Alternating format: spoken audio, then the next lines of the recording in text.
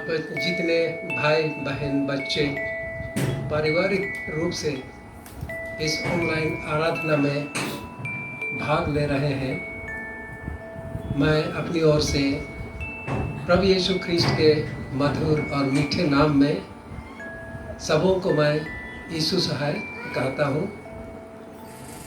और आप जो सुन रहे हैं, ये कामना करता हूँ कि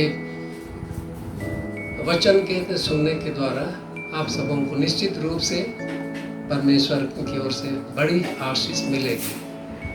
हम प्रभु के वचन को स्मरण करें। जब तक यहोवा मिल सकता है वह उसको ढूंढ लो, और जब तक वह निकट है उसे पुकार लो। आइए हम प्रार्थना करें। सर्वशक्तिमान पिता परमेश्वर, हम आपके चरणों के पास आते हैं, आपकी वंदना करते हैं। स्वर्गीय स्थानों में आपके दूत रात और दिन बिना विश्राम पवित्र पवित्र पवित्र कहकर आपकी आराधना करते हैं। हम सबों को भी आपने ऐसा मौका दिया है कि संसार के जीवन में विभिन्न प्रकार की परिस्थितियों में रहते हुए भी आपके नाम की महिमा के लिए हम सबों को आप बुलाते और चुनते हैं। आज जिन वचनों पर हम मनन ध्यान करेंगे, उन वचनों पर आपकी बड़ी आशीष हो, ताकि प्रभु आपका वचन हमारे पाँव के लिए दीपक और मार्ग के लिए उजियाला ठहरे। हमारे प्रभु यीशु ख्रीस्त के द्वारा, आमीन। हम परमेश्वर के वचन से हम लोग पढ़ेंगे योना नबी की पुस्तक 3 अध्याय और उसके पहले पद से लेकर।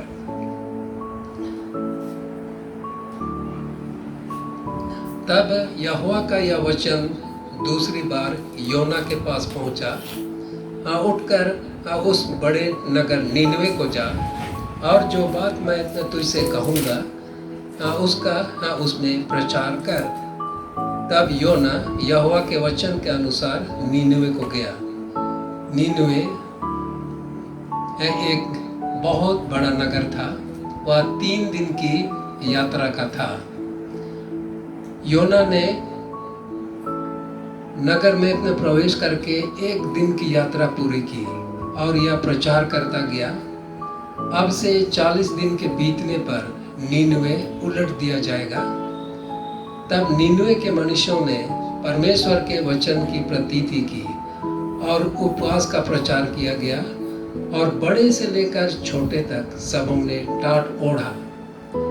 तब यह समाचार नीनवे के राजा के कान में पहुंचा, और उसने सिंहासन पर से उठ अपने राजकीय वस्त्र उतार कर टाट ओढ़ लिया और राख पर बैठ गया।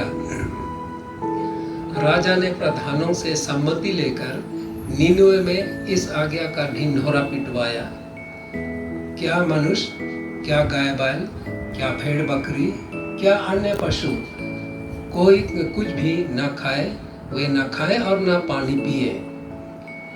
मनुष्य और पशु दोनों टाट ओढ़े, और वे परमेश्वर की दोहाई चिल्ला चिल्ला कर दें और अपने कुमार्ग से फिरे, और उस उपद्रव से जो वे करते हैं पश्चाताप करें। संभव है परमेश्वर दया करे और अपनी इच्छा बदल दे, और उसका भड़का हुआ कोप शांत हो जाए और हम नष्ट होने से बच जाएं।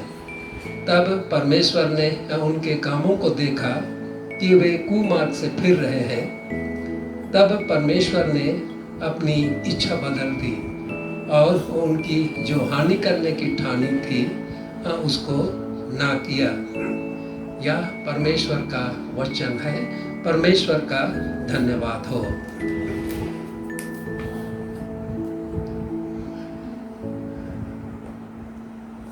आइए हम इस वचन पर जो हमने इस समय पढ़ा उस पर हम मनन चिंतन करेंगे। और आज के चिंतन के लिए मैंने योना रचित योना की पुस्तक से 3 अध्याय और उसके दूसरे पद को ध्यान के लिए मैंने रखा है। वचन यो कहता है, उठकर उस बड़े नगर नीनवे को जा और जो बात मैं तुझसे कहूँगा उसका उसमें प्रचार कर। उठकर उस बड़े नगर नीनवे को जा और जो बात मैं तुझसे कहूँगा उसका उसमें प्रचार कर। नीनवे की पृष्ठभूमि को हम देखते हैं तो जैसा वर्णन में कहा गया है कि यह बड़ा नगर था। नीनवा यानी नीनवे नगर एक बहुत बड़ा नगर था और ये ईसा पूर्व 612 से पहले जब कि ये मादे फारस और दूसरे असूरी राजाओं मादे फारस और बेबीलोन के द्वारा ये नष्ट नहीं किया गया, तब तक ये बहुत समृद्ध राष्ट्र था, समृद्ध राज था। और इस असूरी राज की राजधानी थी नीनवे। और इसी नगर के बारे में हम इस पुस्तक में ये वर्णन पाते हैं। और एक बात ध्यान देने की बात है कि जब समृद्धि में बढ़ती है, नीनवे एक बड़ा नगर था, हर अपने तरह से धन धान्य से परिपूर्ण था, राज स्थिर था। और जब जब जब ऐसा होता है, समृद्धि बढ़ती है, तो वहाँ एक खतरा पैदा हो जाता है कि तो वहाँ हर प्रकार से घमंड उत्पन्न होता है। और इसी बात को जब परमेश्वर ने देखा कि नीनवे नगर के तो लोग उस समृद्धि के कारण से बिगड़ते चले जा रहे हैं और ये असूरी राज्य, ये इस्राएली राष्ट्र का कट्टर दुश्मन था, कट्टर विरोधी था। तो भी यह आश्चर्य की बात है कि इस असूरी राज्य के प्रति जो इस्राएल का विरोधी था, फिर भी परमेश्वर उनकी चिंता क्यों करते हैं और योना को उस बड़े नगर के लोगों के बीच में प्रचार करने के लिए भेजता है। परंतु योना, जब हम उसके पहले दूसरे अध्याय को पढ़ते हैं तो योना वहाँ जाना नहीं चाह रहा था, क्योंकि वो जानता था कि परमेश्वर इस राष्ट्र का विनाश नहीं करेगा, वहाँ के लोगों को दंड नहीं देगा। अब इसलिए योना अपने मन में खेदित था, दुखित था और इसलिए वह दूसरी तरफ वो चला गया। और जैसा हम जानते हैं कि समुद्र की यात्रा करते हुए भागना चाहता था, परंतु परमेश्वर ने बड़ी आंधी चलाई और वो जहाज डूबने पर था और चिट्ठी डाली गई तो योना के नाम पर निकली और तब उसको समुद्र में डाल दिया गया कि जब उसको समुद्र में डाल दिया जाएगा तो आंधी शांत हो जाएगी। और ऐसा ही हुआ। परंतु परमेश्वर ने एक बड़ी मच्छ लिखा है, मच्छ को आज्ञा दी थी और उसने उसको निगल लिया और उसको 3 दिन के पश्चात, जैसा लिखा है कि उसको बालू में उगल दिया। और इसके पश्चात अब वह दूसरी बार जब योना के पास ये खबर मिला कि उसको जाना ही पड़ेगा, तब जाने के लिए तैयार हो गया। और हम जैसा चर्चा कर रहे थे कि जब किसी राष्ट्र की समृद्धि बढ़ती है तो वहाँ हर एक प्रकार के जोखिम उठ खड़े होते हैं। जैसा हम पवित्र शास्त्र बाइबल में यह पाते हैं कि जब मनुष्यों की संख्या बढ़ती चली गई, उत्पत्ति की पुस्तक 6वें अध्याय और उसके 5 से 7 पद तक हम लोग पढ़ेंगे, तो वहाँ पर हम यह पढ़ पाएंगे कि वहाँ लोगों की बढ़ती हो गई पृथ्वी पर, और विभिन्न प्रकार की दुष्टता भी बढ़ गई। और जब परमेश्वर ने इन बातों को देखा, तब उसने सारी अपने पृथ्वी को जल प्रलय के द्वारा नाश करने की ठानी। और परमेश्वर ने अपनी योजना के अनुसार जल प्रलय के द्वारा उसने उनको नष्ट कर दिया। और नूह के परिवार को तो छोड़ करके सभी के नष्ट होने की बात हम पाते हैं। और जिन जिन प्राणियों को उस बड़े जहाज में रखने की आज्ञा दी थी जाति जाति के अनुसार, और वे ही बढ़ गए। यह मनुष्यों की बुराई के कारण से परमेश्वर ने उनके साथ ऐसा व्यवहार किया। और इस्राएली जाति के इतिहास को जब हम पढ़ते हैं तो उसमें ऐसा मिलता है कि 3 ही राजा थे जिनके समय में राज्य विभाजित नहीं था। इस्राएल और यहूदा में वो बटा हुआ नहीं था। और इन्हीं के दिनों में जब सुख और समृद्धि की बढ़ती हुई, तो धीरे धीरे करके उन राजाओं के में भी ऐसी बात पाई गई। और इसका नतीजा यह हुआ कि राज्य 2 भागों में बंट गया। और इस तरह विभाजन के कारण से उनमें एक कमजोरी आ गई। और दिन बीतते बीतते वे आपस में भी लड़ाई करने लगे। ये जब समृद्धि आती है तो परमेश्वर के इस नियम को हम हमेशा पाते हैं। अपने दंड स्वरूप उनके साथ अपनी इच्छा के अनुसार उनको दंड देने के लिए एक योजना परमेश्वर बनाता है। और इजरायली लोगों के जीवन में भी जब शाऊल, दाऊद और सुलेमान ये वैभवशाली राजा थे, और इनके दिनों के बाद होते होते जब बहुत बरस में बीतते गए, तो इस समृद्ध राष्ट्र का भी पतन होने लगा। चूंकि विभाजन के कारण से वे कमजोर होते गए। और हम इतिहास में पाते हैं कि बाबुल और असुरी लोगों की बंधुआई में वे चले गए। ये परमेश्वर ने उनको दंड देने के लिए ऐसे दूसरे राजाओं के दूसरे साम्राज्य में उनको भेज करके बंधुआ के रूप में और उनको दंड दिया।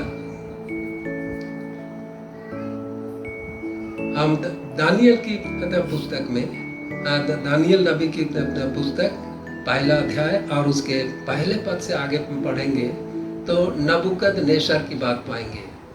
वो भी एक समृद्ध राजा था, और उसने चढ़ाई करके बहुत सारे इसराइलियों को गुलाम के रूप में ले गया।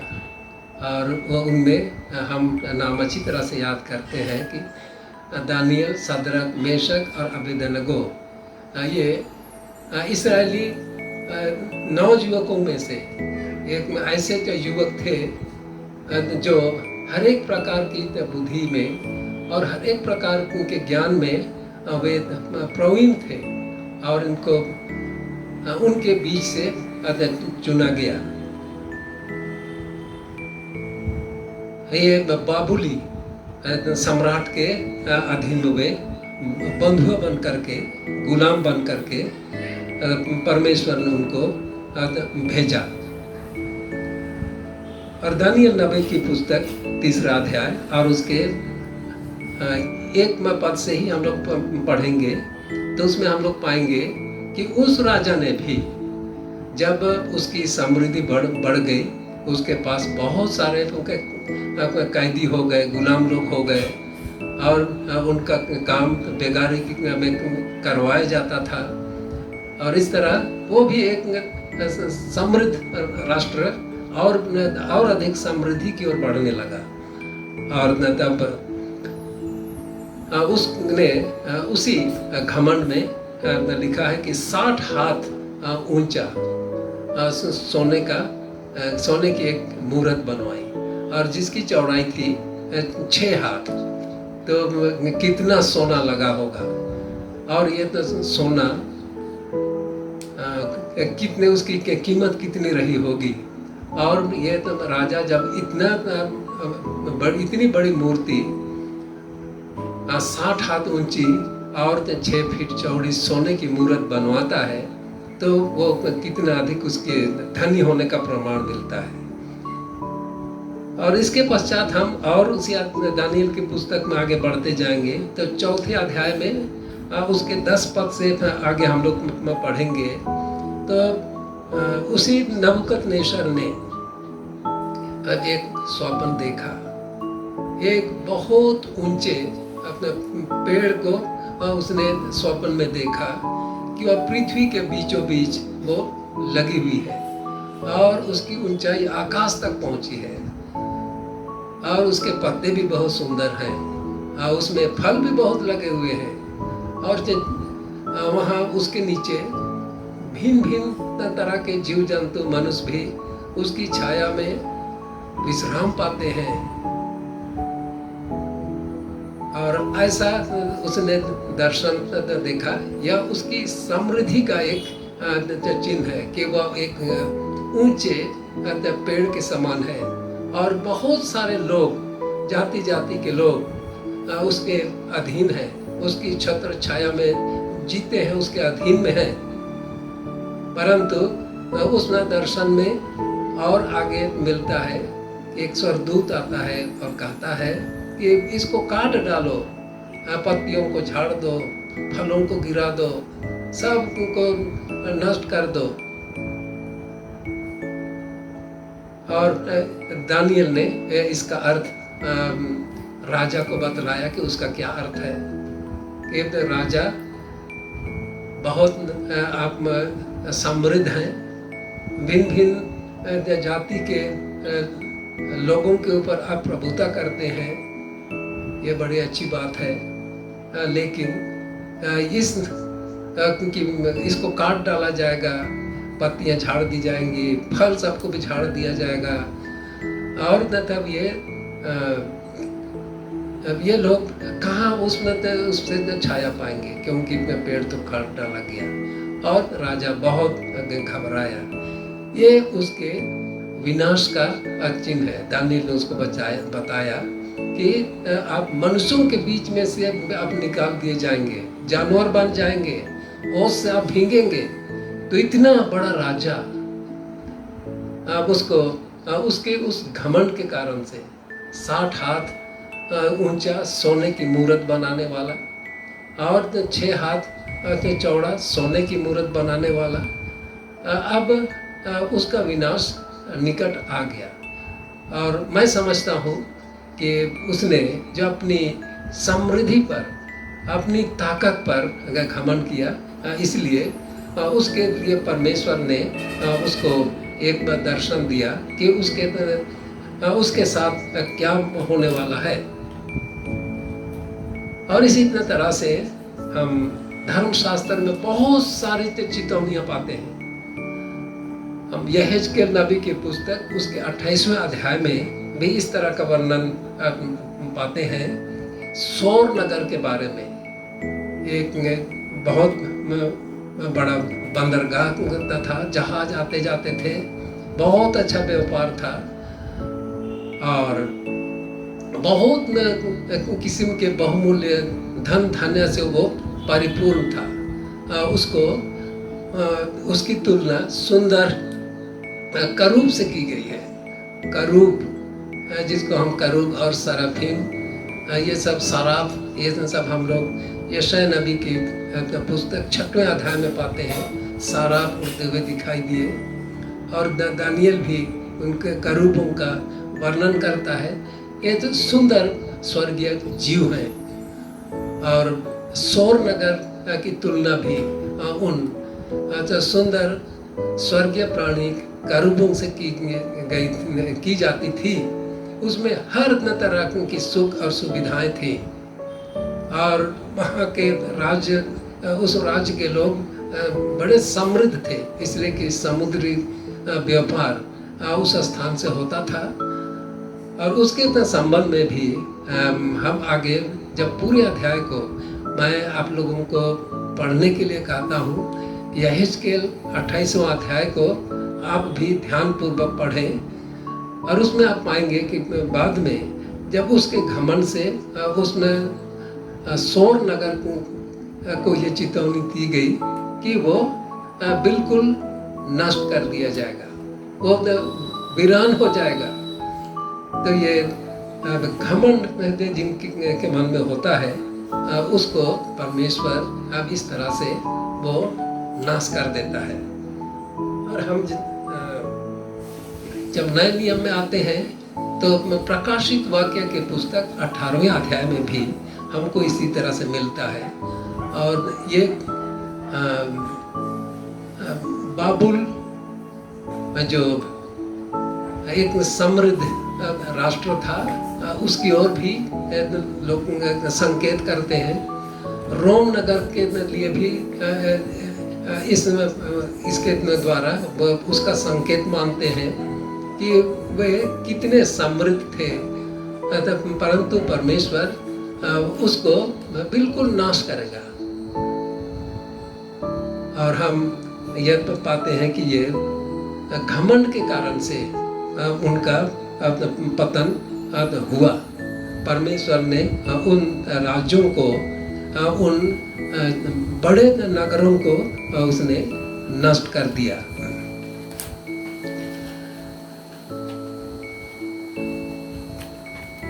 वर्तमान परिदृश्य में, वर्तमान तथा समय में हम परमेश्वर के इस योजना के बारे में क्या ध्यान नहीं कर सकते हैं कि जब समृद्धि आती है तो परमेश्वर को, सृष्टिकर्ता को भूलने का भय भी बना रहता है। हम परमेश्वर को अपनी उस समृद्धि में भूलते जाते हैं। जिस तरह से नीनवे नगर को परमेश्वर उनकी बुराई के कारण से नाश करना चाहता था, और परमेश्वर ने योना को उनकी बुराई के विरोध में प्रचार करने के लिए भेजा कि उनके विरोध में तुम प्रचार करो, और कहो कि 40 दिन के भीतर ही भीतर उलट दिया जाएगा। जिस तरह से 40 दिनों की बात हम बाइबल में बहुत पाते हैं। 40 दिन और 40 रात जल वृष्टि हुई, जल प्रलय के समय में, और परमेश्वर शायद उसी को याद दिलाना चाहता है कि 40 दिनों के भीतर यह समृद्ध वैभवशाली नीनवे नगर उलट दिया जाएगा। और हमने जिन बातों की चर्चा की धर्मशास्त्र से, तो उन्होंने तो उन चेतावनियों को, उन पर गंभीरता से उन्होंने विचार नहीं किया, और अपने बातों पर ही, अपने क्रियाकलापों में ही वे खोए रहे।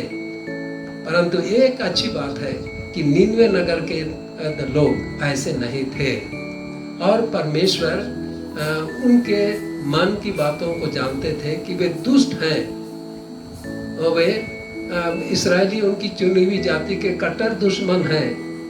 फिर भी जब उनको सुसमाचार सुनाया जाएगा, अच्छी बातें सुनाई जाएंगी, तो वे पश्चाताप करेंगे। और इसीलिए परमेश्वर ने योना को उनके बीच में भेजा कि वे योना उस वचन का उनके विरुद्ध में प्रचार करें कि परमेश्वर की क्या योजना है। और इस नगर के संबंध में कहा गया है कि वो 3 दिनों की यात्रा का था। एक आदमी यदि हम अंदाज से हम 30 किलोमीटर या 30 माइल एक दिन की यात्रा कहेंगे, तो 3 या 30 या 90 स्क्वायर माइल ये कम नहीं है, या उससे भी अधिक था।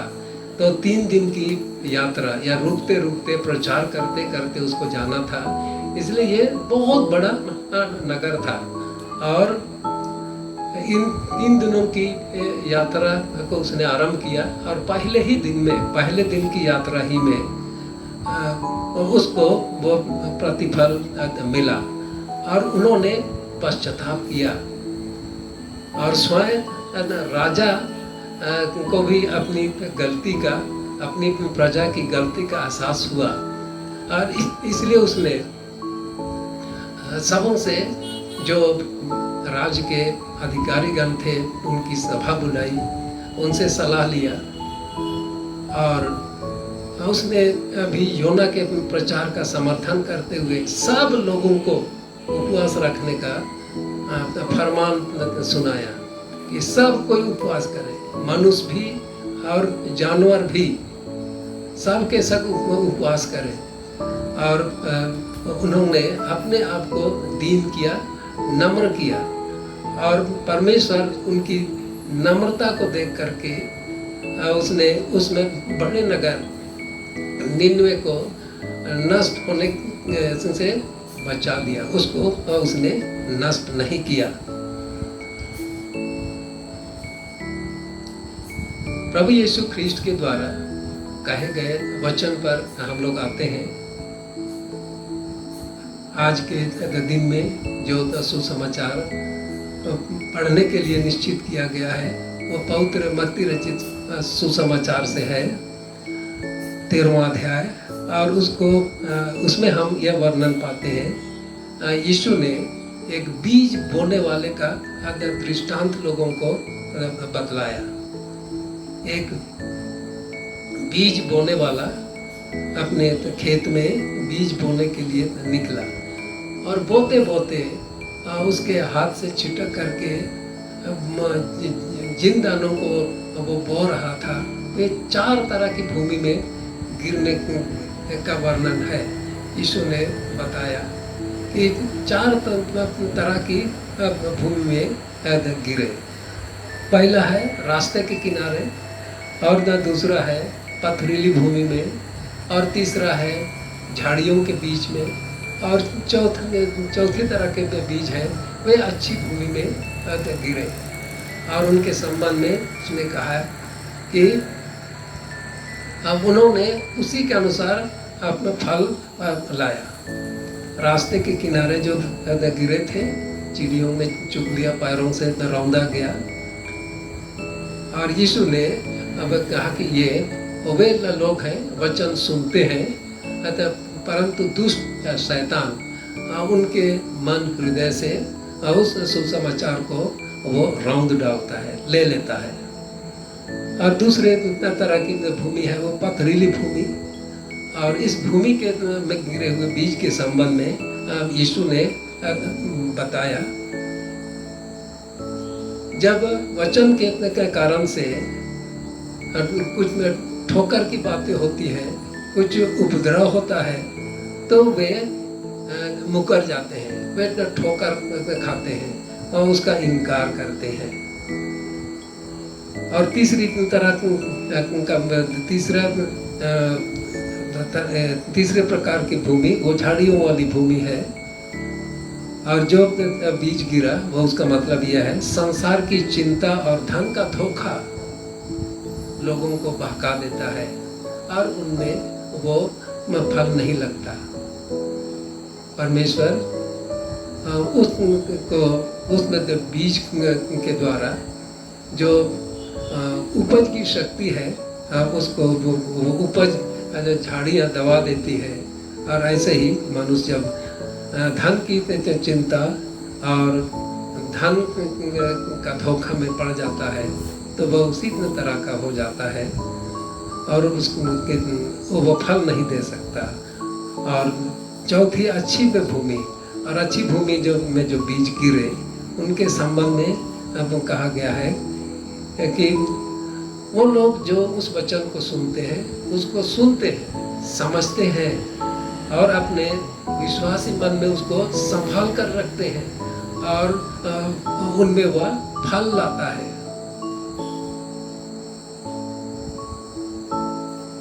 हम निन्वे नगर के लोगों को फिर से याद करें। मैं आप लोगों से क्या पूछ सकता हूँ कि ये जो निन्वे नगर के लोग थे, कौन सी किस तरह की भूमि वाले रहे होंगे?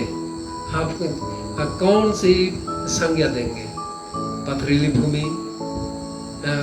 रास्ते के किनारे वाली भूमि जो कड़ी होती है, कठोर होती है, पथरीली भूमि, झाड़ियों वाली, या अच्छी भूमि? मैं समझता हूँ कि वे पहले उस रास्ते के किनारे वाली भूमि की तरह कठोर होंगे, पथरीली भूमि के समान होंगे, झाड़ियों के समान होंगे। परंतु जब वचन उन्होंने सुना तो उन्होंने उस अच्छी भूमि की भूमिका निभाई और वे फलदायी बन गए। यीशु ने कहा कि कोई 100 गुना, कोई 60 गुना, कोई 30 गुना। निन्वे के लोगों के लिए आप कौन किसको आप कौन सा नंबर देंगे? 30, 60 या 100? या आप लोगों के ऊपर है। मैं तो अपनी ओर से उनको 100 नंबर देता हूँ। यदि आप मेरे विचारों से संतुष्ट होंगे तो चलिए सब हम लोग उनको 100 नंबर देते हैं। 100 गुना फल लाने वाले हुए, क्योंकि उन्होंने पश्चाताप किया। दुष्ट लोगों का वचन कहता है कि मैं किसी दुष्ट के मरने से प्रसन्न नहीं होता हूँ। कोई भी अपनी दुष्टता में मरे, ये मैं नहीं चाहता। ये बाबुल के निन्वे के लोगों ने पश्चाताप किया, इसलिए उन्होंने निश्चित रूप से 100 गुना फल लाया। उन्होंने राज के वचन को बहुत आनंद के साथ ग्रहण किया।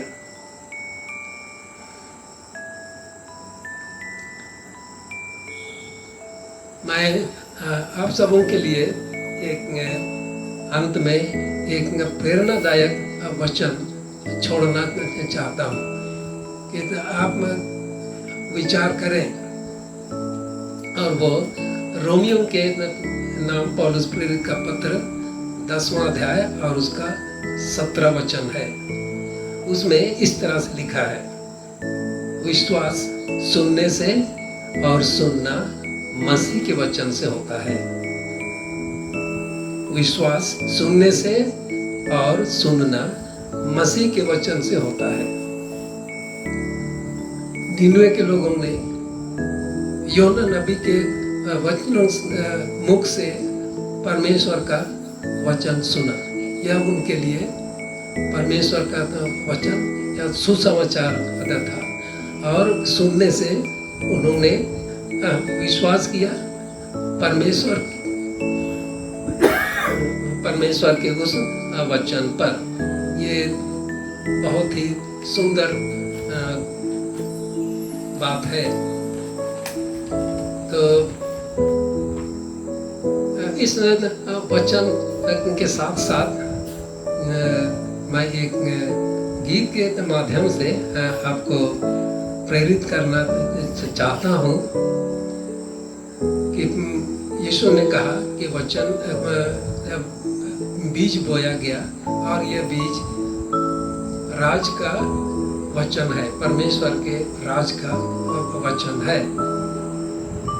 तो इसी से संबंध एक गीत हम लोग सब मिल करके गाएंगे।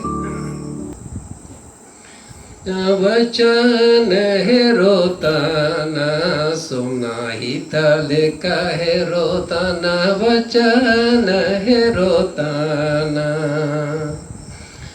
वचन है रोता न सुनाई तले का है रोता न, वचन है रोता न।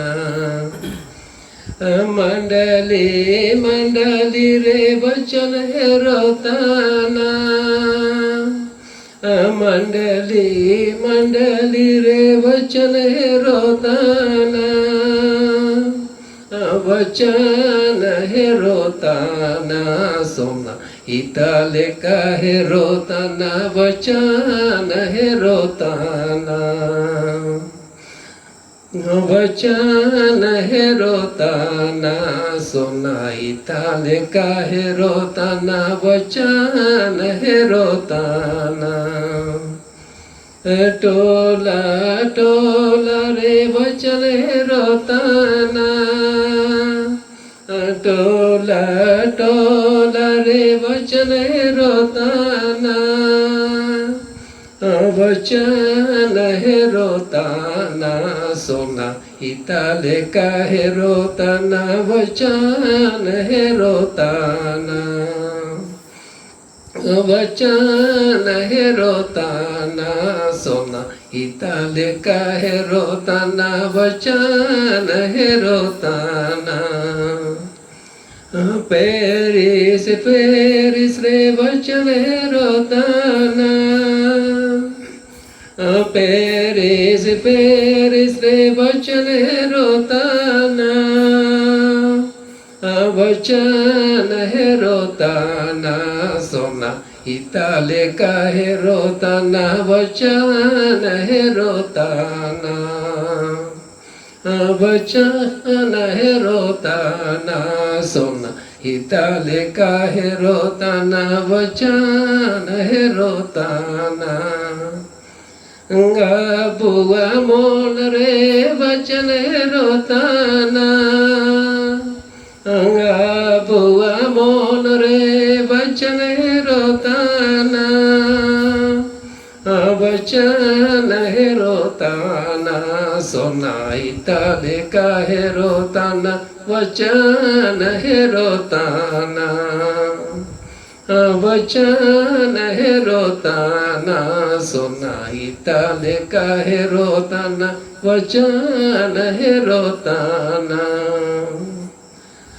आप सबों को मेरे साथ गाने के लिए बहुत बहुत बहुत धन्यवाद देता हूँ।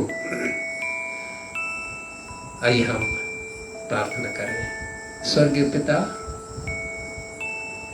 हम आपके वचन की प्रतिष्ठा करते हैं। हमारे हृदयों में, हमारे अंतःकरण में बोया जाता है। हमें विश्वासी हृदय दे कि हम आपके वचन को पर विश्वास करें और उस वचन को सुनने के द्वारा आपके लिए हम 100 गुना, 60 गुना, 30 गुना फल लाने वाले बने, हमारे प्रभु यीशु ख्रीस्ट के द्वारा। आमीन।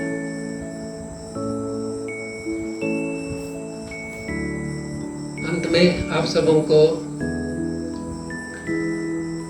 इस कोरोना महामारी के समय में, जबकि पूरा विश्व इस महामारी से भयभीत है और उसके बचाव के लिए हम भिन्न भिन्न प्रकार के उपाय सोच रहे हैं। आप सबों से मेरा निवेदन है कि आप स्वयं भी जो निर्देश है उन निर्देशों का स्वयं पालन करें, दूसरों को भी उन निर्देशों का पालन करने के लिए प्रोत्साहित करें, ताकि मैं बचूं, आप बचें, सबको ही हम लोग इस महामारी से बचें और परमेश्वर की महिमा के लिए एक जीवन पाएं और उसके द्वारा हम परमेश्वर के नाम की महिमा करें। हम सभी उन लोगों के लिए भी प्रार्थना करें जो इसमें कोरोना महामारी के रोकथाम के लिए वे विभिन्न प्रकार से प्रयास कर रहे हैं। प्रभु सबों को साहस दे, बुद्धि दे कि उसकी रोकथाम के लिए जो कुछ भी वो करते हैं वह कारगर साबित हो। आप सबों को अपने पुनः प्रभु यीशु ख्रीस्ट के मधुर और मीठे नाम में पुनः यीशु सहाय कहता हूँ। आइए हम प्रार्थना करें।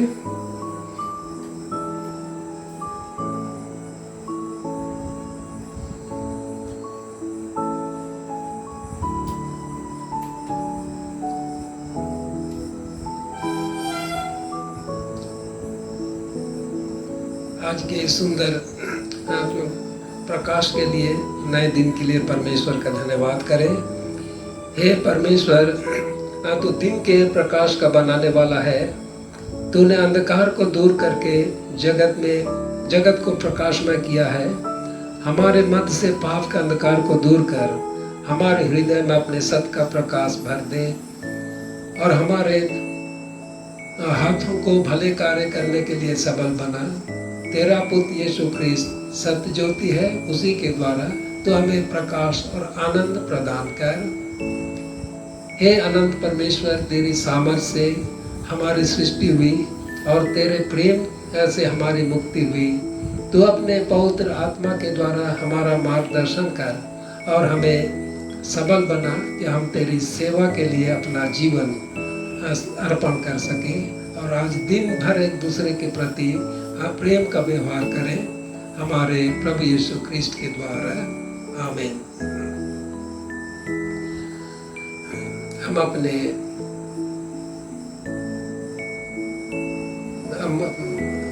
पवित्र कलीसिया के लिए प्रार्थना करें। प्रभु यीशु ख्रीस्ट ने कलीसिया को अपनी देह के रूप में इस संसार में स्थापित किया है और विशेष रीति से इस समय हमारे डायसिस के अंतर्गत जो विवाद उठ खड़ा हुआ है, प्रार्थना करें कि परमेश्वर हम सबों को एक ऐसा मार्ग दिखाए जैसा यीशु ने कहा कि मैं ही मार्ग, सत्य और जीवन हूँ। एक अच्छे मार्ग को हम पकड़ सकें। हे पिता, सारे अनुग्रह के दाता, हम नम्रता से तेरी पवित्र कैथोलिक कलीसिया के निमित्त तो इसे विनती करते हैं, उसे अपने सत्य और शांति से संपूर्ण रीति से भरपूर कर। जहाँ वह भ्रष्ट है तो वहाँ उसे शुद्ध कर, जहाँ वह भ्रम में है वहाँ से सीधे मार्ग पर उसकी अगुवाई कर। जहाँ कुछ ना ठीक है वहाँ उसे सुधार। जहाँ वह यथार्थ रीति मानती है वहाँ उसे स्थिर और दृढ़ कर। जहाँ अभाव है उसे भरपूर कर। जहाँ भी भेद और टूट पड़ी है वहाँ उसके अनबनाव मिटा दे, हमारे प्रभु यीशु ख्रीस्ट के द्वारा। आमीन। हम अपने डायसिस के बिशप महोदय के लिए भी अपना प्रार्थना करें। हे ईश्वर, अपने विश्वासियों के रखवाल और शासनकर्ता, अपने दास हमारे बिशप बीबी बास्के पर अनुग्रह स्वर पर से अनुग्रह दृष्टि कर, जिसके हाथ में तूने इस डायसिस को सौंपा है, और सदा उसकी अगुवाई और रक्षा करता रहा और उसे संभाल और पवित्र कर और यह वर दे कि वह धर्मोपदेश और शुभाचरण में ऐसे आगे बढ़े कि वह उस झुंड समेत जो उसे सौंपा गया है अनंत त्राण प्राप्त करें, हमारे प्रभु यीशु ख्रिस्ट के द्वारा। आमीन। हम सभी सेवकों और मंडलियों के लिए भी प्रार्थना करें। हे सर्वशक्तिमान सनातन परमेश्वर, केवल तू ही बड़े बड़े अद्भुत काम करता है। हमारे पालकों पर और जितनी मंडलियां उनके हाथ में सौंपी गई हैं, उन पर अपने अनुग्रह का आरोग्यदायक आत्मा ऊपर से भेज, और ताकि वे सचमुच तुझे प्रसन्न रखें, उन पर अपनी आशीष की औषधा गिराया कर। हे प्रभु, हमारे पक्षवादी और मध्य यीशु ख्रिस्त की प्रतिष्ठा के लिए यह वर दे। आमीन। हम प्रभु की प्रार्थना एक साथ कहें। हे हमारे पिता, तू जो स्वर्ग में है, तेरा नाम बहुत माना जाए, तेरा राज आए, तेरी इच्छा जिससे स्वर्ग में पूरी होती है वैसे पृथ्वी पर भी हो। हमारे दिन भर की रोटी आज में दे, और हमारे अपराधों को क्षमा कर, जैसे हमने भी अपने अपराधियों को क्षमा किया है। और हमें परीक्षा में न डाल, परंतु बुराई से बचा, क्योंकि राज्य और पराक्रम और महिमा अब और सदा तेरे ही है। आमीन। और हमारे प्रभु यीशु ख्रिस्ट का अनुग्रह, परमेश्वर का प्रेम और पवित्र आत्मा की सहभागिता हम सबों के साथ सर्वदा रहे। आमीन। आप सबों को पुनः यीशु सहाय